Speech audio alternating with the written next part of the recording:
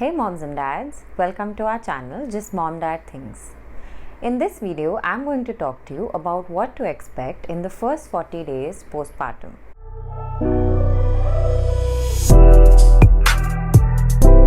Now let's move to jaundice in babies, also known as infant jaundice. So basically there is this component or compound called bilirubin. Okay, which is in our bodies, which gives the body that yellow color in jaundice.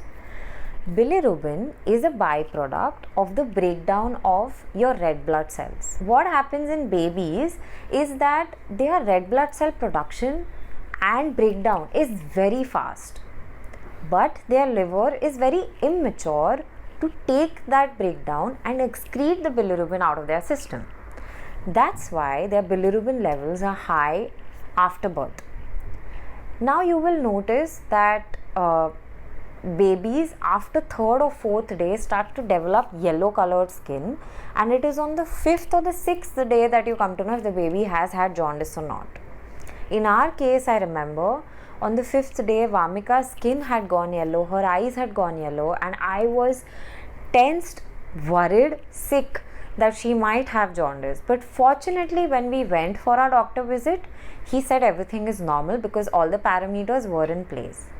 So don't worry, let the doctor check your baby and tell you if the child has jaundice or not. Now let's move to another important component of the baby, which is sleep. Honestly, newborn babies are very sleepy beings. Like, they will fall asleep here, there, everywhere. But there will come durations or parts in your days where they are wide awake because something is bothering them, and mostly it is gas. Now there are some ways to manage gas which I will talk to you about in another video. So don't forget to subscribe to our channel. Another reason why sleep can be hindered in babies is because of nose block, which is very common, which I found out after a week of having Vamika. Like, I wish someone had told this to me, because I remember we had tried all the techniques to relieve gas, but there was absolutely no relief for her. And eventually we found out that she had a small nose block because their bodies are developing and they are trying to adapt to the surroundings that we live in. So even dust particles and sometimes milk, the spit up, that tends to deposit in their nose, and it leads them to be in that state of discomfort. So what we used to do when there was a nose block is we had called for a nasal aspirator, and we used to use this saline solution, which all of you must have heard, called NasoClear.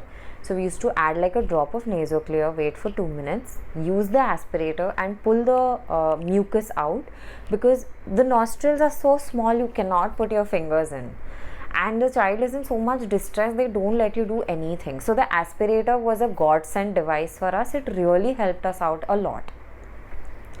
Another reason why the baby might cry is possibly they are the diaper is wet or soiled, or there's a leaked diaper, or they are hungry, or stuff like that.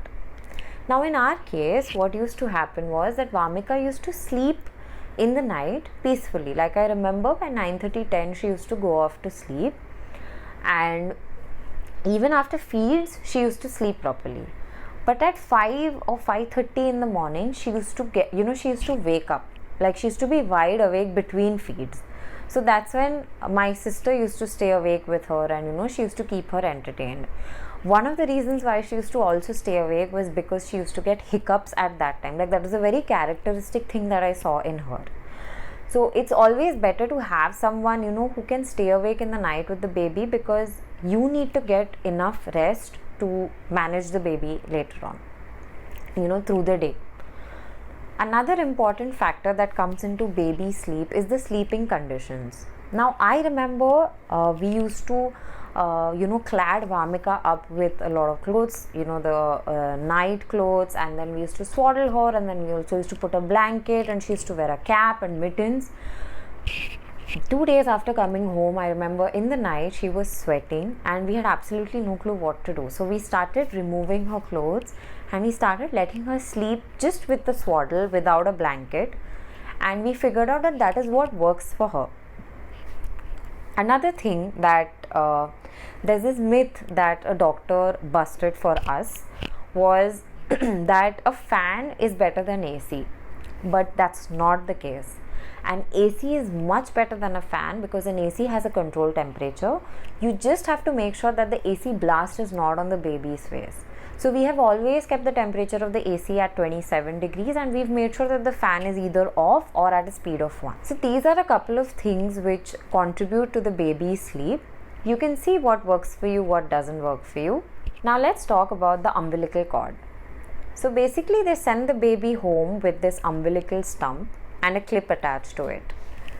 In the start it's a little scary because you don't want to hurt the baby or tug at it. So just make sure that the clothes are loose and that you are cleaning around the area but you're not touching it, because we don't want any kind of infections happening to the baby. After 2 weeks, you will notice that the stump will fall off automatically. There will be some bleeding because there is some old blood that is left in the cord.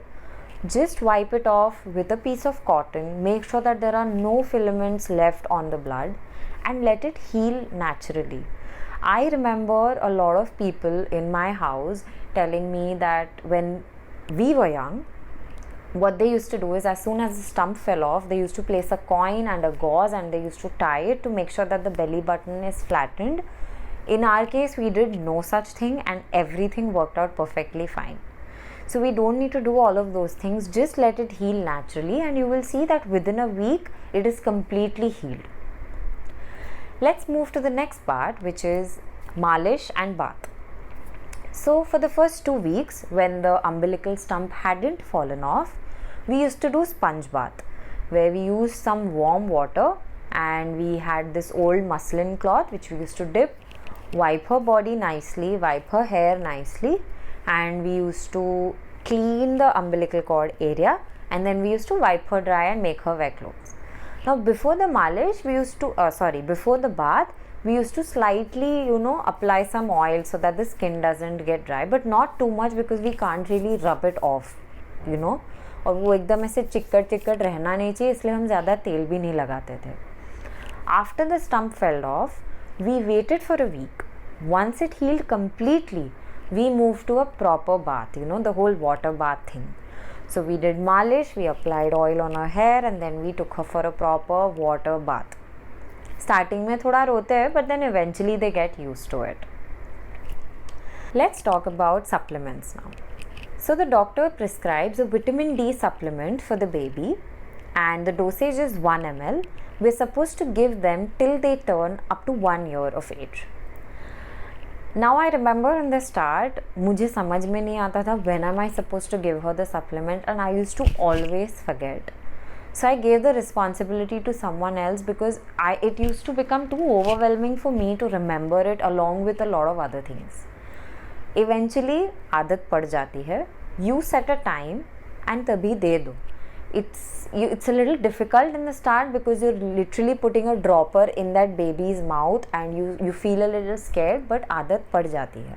Coming to the last part of this video, what to expect in the first doctor visit after your baby. So you will be called to the doctor's clinic at the 6th day of your baby, after your baby's birth. Now there are a couple of things that they will check. I remember feeling so stressed. मुझे ऐसे लग रहा था मैं कोई exam देने जा रही हूँ because I had no clue what's going to happen there. Basically what they do is they check the baby's weight, they check the baby's height, they check the baby's head circumference and other growth parameters. They just check if the baby is growing properly. They'll also check if the baby has developed any jaundice. And they ask you about the poop count, the pee count. They will just check the baby's diaper to get a sense of how the baby's systems are working. This is also a very nice chance for you to carry a list of questions that you have and talk to your doctor openly about everything that you have been thinking about in those 6 days. Those 6 days feel very long because it is something so new. You just wish you knew about, that stuff before. I remember reading a lot of blogs, where people used to say that I wish I had prepared for my 4th trimester, I prepared only for stuff up to the delivery, but काश मुझे पता होता delivery के बाद क्या आता है. And I used to always wonder यार इसमें क्या है, बच्चा होने के बाद तो देखा जाएगा. But after I had my baby, I realized that यार ये 4th trimester is so much more important than the first 3 trimesters, because the baby that you have been growing inside you is finally out with you and is your responsibility completely. So if you're someone like me who likes to be prepared and who likes to do her research so that she knows exactly what she's doing, these are the kind of videos that I plan on making so that I can make your life easier. And I just hope you liked this video. Don't forget to drop a like, and don't forget to drop any comments below about what are the kind of videos you would like to see in the future. Please subscribe to my channel. Thank you. Bye.